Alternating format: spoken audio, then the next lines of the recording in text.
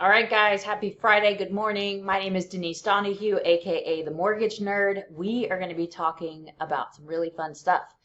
The market has changed, and so there's new strategies and there's lots all over the headlines. And so I wanted to take this time and just really over the next 20-25 minutes share with you guys some strategies that I think will not only help sellers in this marketplace, but buyers as well. So feel free to take screenshots or ask any questions in the chat. Happy to answer those for you.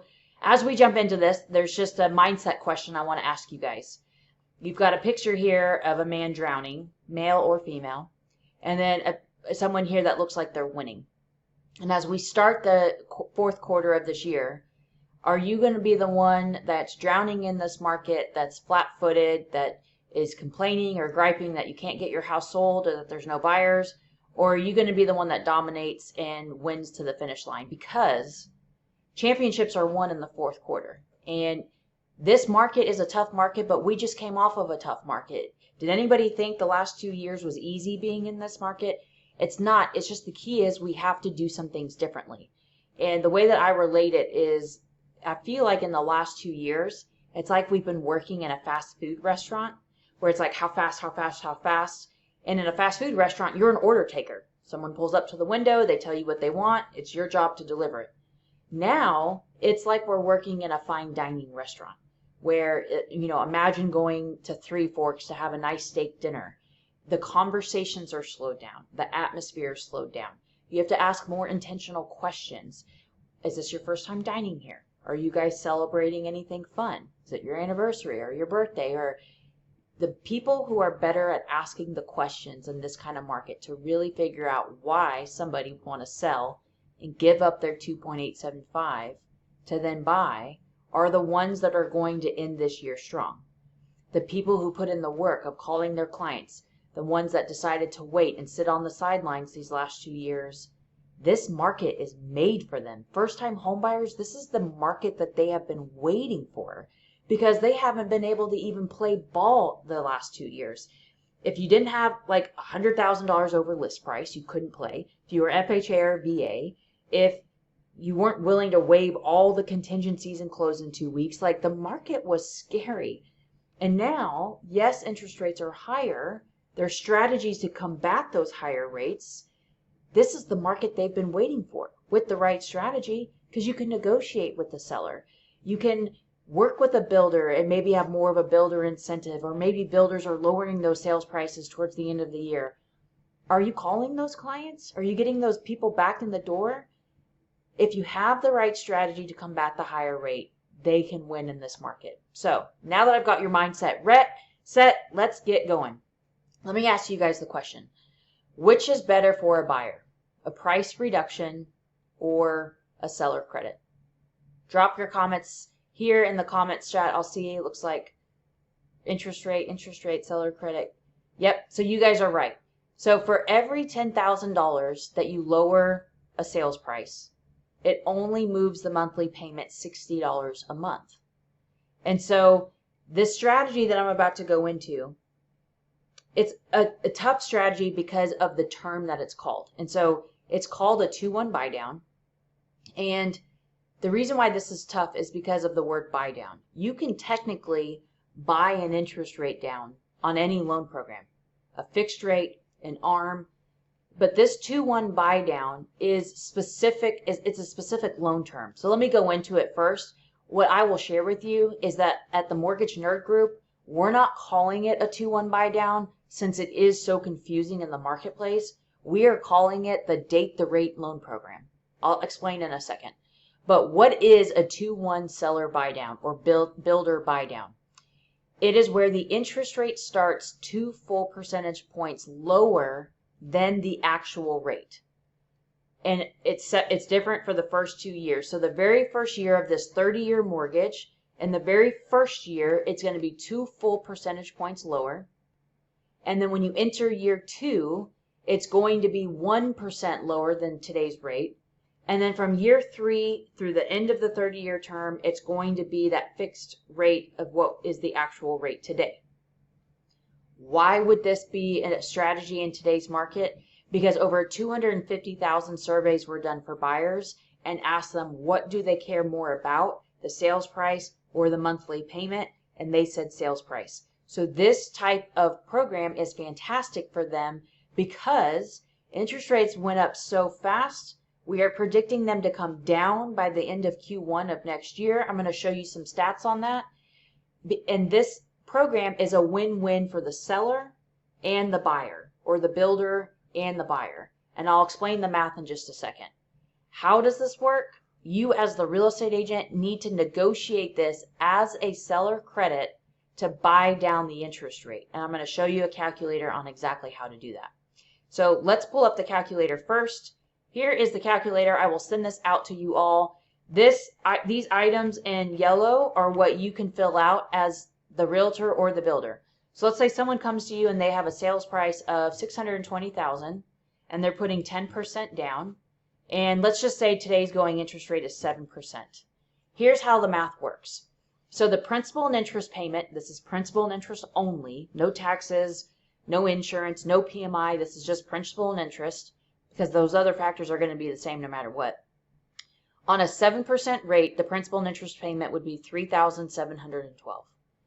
On this buy down or date the rate loan program, in year one, the interest rate would be 5% because it's 2% below.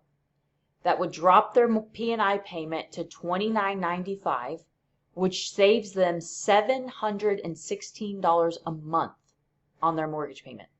That is a lot of money. And so if we think there's a refi boom coming in the next 12 months, which I'll show you why I think that, this is a fantastic savings. Let's just say it takes 2 years. So year two, the interest rate goes to 6% because it's now 1% lower.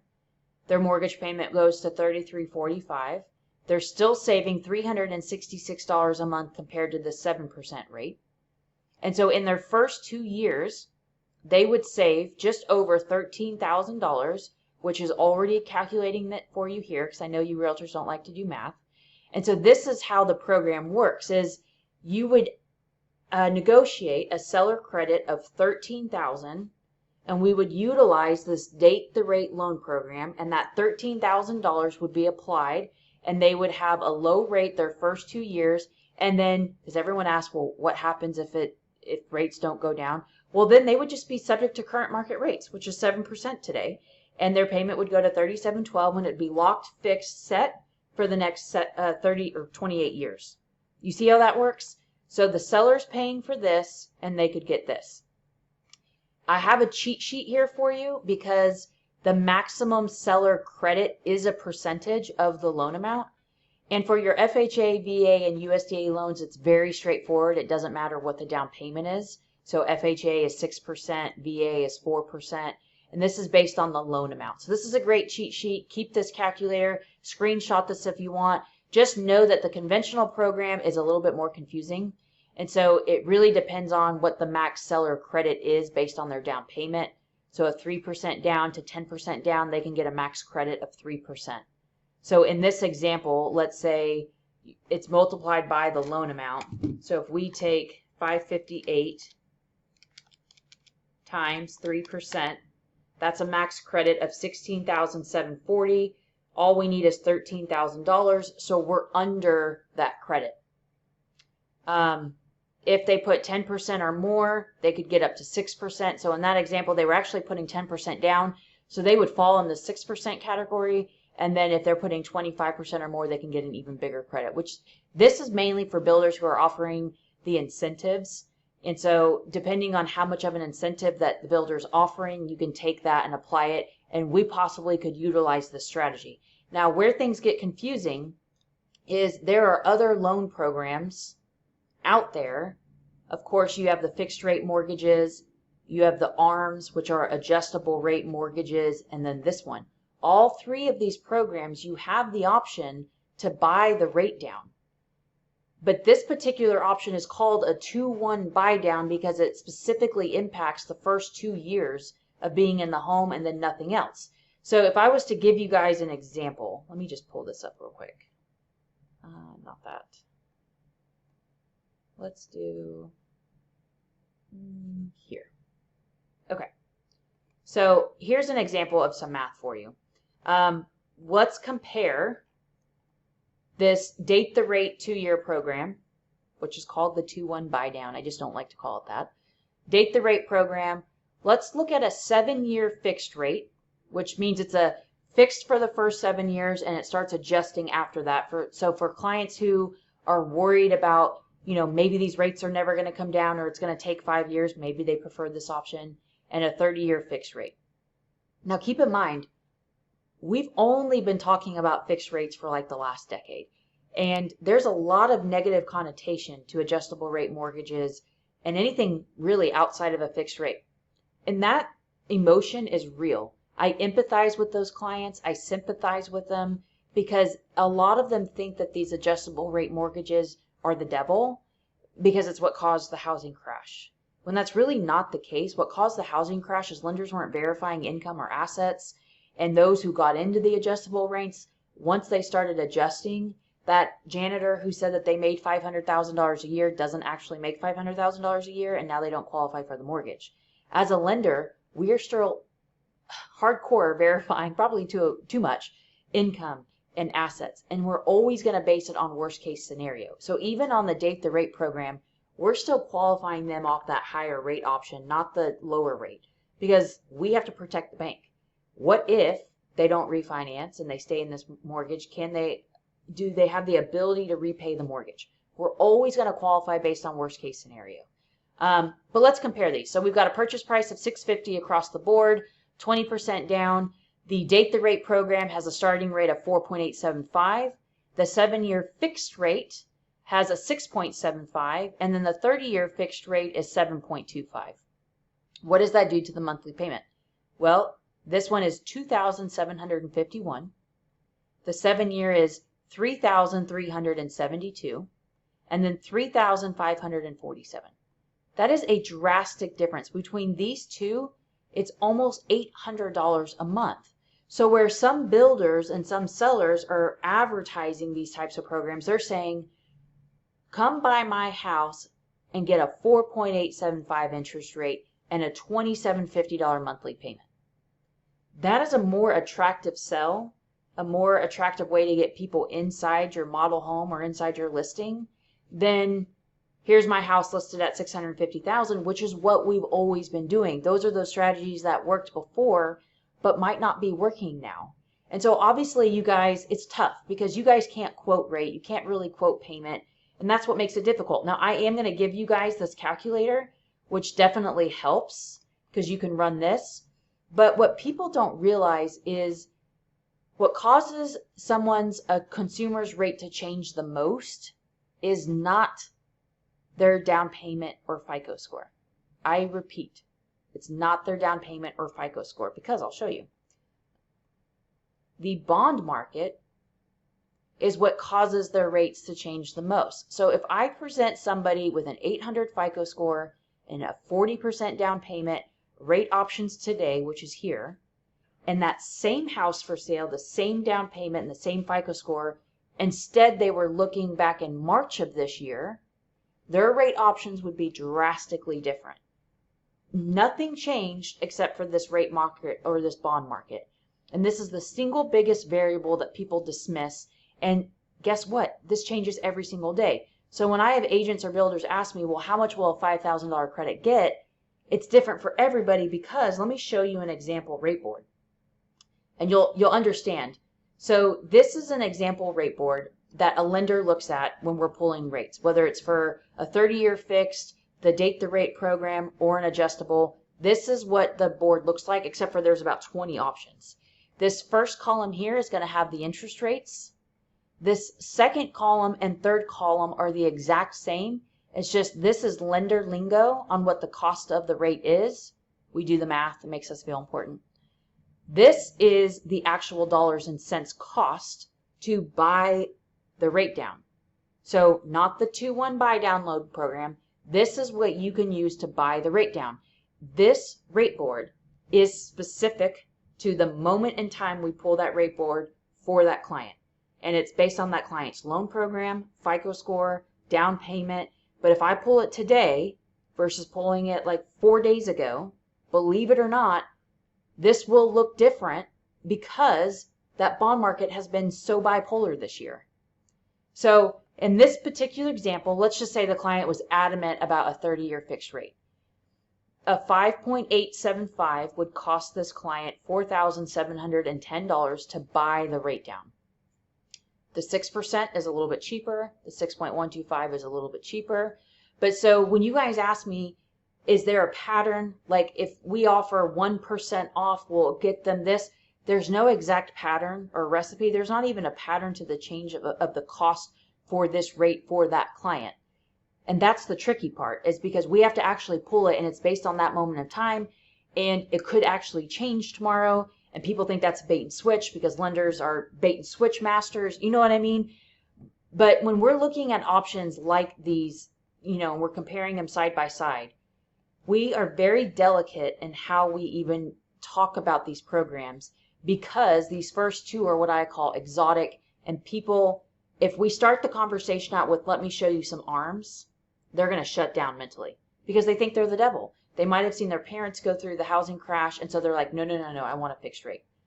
The key is if we stack rank these and we fast forward them in time by 24 months. So let's say they were in each of these loans for 24 months. What would the savings look like?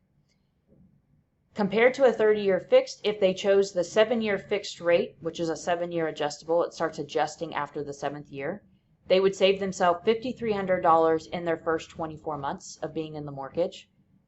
If they did the 2-year date the rate program, look at this. They would save themselves $20,000 in their first 2 years. And so the hedge or the bet is, do we think rates are going to come down in those first 2 years? I do. Let me show you why. Because that's the number one question that I'm getting from clients right now is, when will I think rates will come down?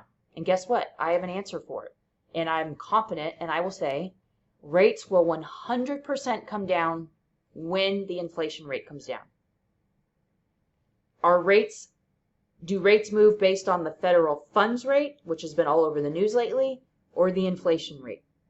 The answer is the inflation rate. And this is our job as the advisor, as the professional, to make sure that our clients understand this, because it is confusing. And if you only tune into the news wants you to believe a certain thing. Fear sells. We all know that. So here's what I want to show you about interest rates and why I feel good about presenting these shorter term or exotic loan terms, because I hope that all of you guys who know me know that I have the best interest for the client. My upbringing and my story, we lost our house when I was 18 years old. I came home to all my belongings on the front yard. The emotion that I felt as a kid with stress and anxiety and embarrassment, I would never want a family to go through. So I would not be encouraging these loan programs if I thought that they were going to have a payment shock and not be prepared for them. I hope you guys know that. Here's some information about interest rates.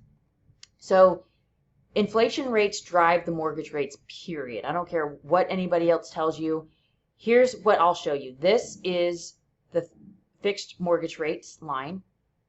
And I'm sorry, this is the inflation, and this is the mortgage rate line. The mortgage rate is up top here. We can see that inflation since back in July of 2018. Here's what the line has done. And guess what? Mortgage rates follow it. And we could go back in 20 years in time, and it is like right there in front of us. Well, what happened was COVID hit in 2020. We had supply chain issues. This isn't a political thing because both presidents are, I don't even want to say at fault, but both presidents are involved in the decision making here. You see this bracket right here. This bracket shows you that in the middle of 2020, which is right where COVID hit, middle of 2020, we froze the interest rates. And we didn't unfreeze them until January of this year. So here's Trump, here's Biden. Take the politics out of it. We froze interest rates. So if you notice, the interest rates didn't follow the inflation line all throughout this period because we froze them to keep them low. And so what happened when we unfroze them is they followed the inflation line, and it jumped up tremendously. And we needed that. We should have unfroze it here, which it's easy to say, but this was, again, right in the middle of COVID. businesses were going under, we were pumping the country with money, that would be a tough decision for anybody to make. It's a lot easier to Monday night quarterback that decision. We should have unfroze the rates, allowed them to follow inflation, and then it wouldn't have been such a drastic thing, and we might not be where we are now.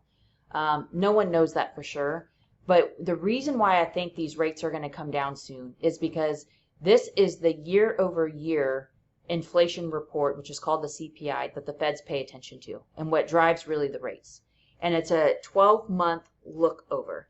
And so if you notice that July and August of last year, really low numbers, 0.3 and 0.2. Once this August number came out of 0.6, it knocked this out, and it caused our year over year to jump up from like 5.8 to 6.3. So inflation went up, and it went up pretty drastically because last August was so low. I think that rates are going to get worse before they get better, because when the September numbers come out, we're going to see the same thing. It's going to be closer to up here. This is where September is. We need these low numbers to get out of the last 12-month rolling year over year. Once that happens, and now we're measuring over these months, I think is when we start to see inflation level out, and then we'll start to see it come down. So it could take until January, February, March for that to happen, but this last report is going to be when we see the worst of it. And so I know some of you guys are in the chat are asking, do we do commercial loans? No. Will I send this information out? Yes, I will send you a copy of this PowerPoint as well as the calculator. This calculator is fantastic. Like I said, on the second tab here, there's two tabs, you can't see it, but on the second tab, it's got this cheat sheet. But I will send all this out to you. A lot of you guys are asking if you have clients that are building right now, are you suggesting them to lock? Here's the thing. The only thing that we can do is present them with their options. Now, if you're someone who's confident, maybe a little bit more of a gambler, your risk tolerance is there. Quite frankly, if your job is going to be built and completed, I'd say towards the end of February, March, April, I would gamble, because locking in a long-term rate today is very expensive. So because I'm confident, I'm in this marketplace, I'm more comfortable, I'm willing to hedge that bet, I would not lock it in and I would float it. But we have to show the clients these numbers. We have to articulate it in a way that we don't mention it's an ARM or anything like that, because they'll shut down. We show them the numbers first, then we'll tell them what it's called. We let them make the judgment, because there are those clients that are nervous Nellies that won't be able to sleep at night. It'll keep them up. It'll cause the family to fight. And so it's like, you know what? Lock it in, because in a year, max, I'm confident that we'll rewrite your mortgage. And here at the Mortgage Nerd Group, we will rewrite their mortgage with zero out of pocket. They'll come to closing. We have all their documents on file. We'll rewrite the loan. Super easy. It's quick. They don't have to bring anything. We'll send a closer to their house. We did it a bajillion times in 2020. But knowing that you're getting into this mortgage to date it, marry the home, commit to the home. No one plans to buy a home to live in it for a year. You're going to be in it over the next 6, 7, 8 years most likely. You're committing to the home. You're marrying the home. Your mortgage right now, no matter which option they choose, you're just dating it. If 30-year makes you feel more comfortable, let's do the 30-year. But just know, when you work with the Mortgage Nerd Group, every month after closing, we check in what's their current equity and where's their rate. Every year, we do an annual asset review. We are monitoring these kinds of things because it's to my core. I want to help people live a better financial life than a harder one. And so that is why we do that. It's not just because of this rate environment. We've been doing it since I got into business. I run our business like a financial practice, not a mortgage practice. And what's really important is these big banks will send out all kinds of junk mail and teaser stuff, and people will fall for it, and they will pull the trigger too soon. And that's why you have to work with an advisor, so that not only are they getting good advice today, but even advice after they close on their home. So thank you guys so much for taking your time with me. I hope that you found this message powerful. I'm going to be doing a lot more of these classes this year and this quarter, because I want to help you finish this year strong. Let's win the game. Let's be champions. If you guys have any questions from me, my virtual business card can be found at www.allnerdinfo.com, Hopefully you're following me on Instagram. I do interest rate updates, all that good stuff. Thanks for tuning in.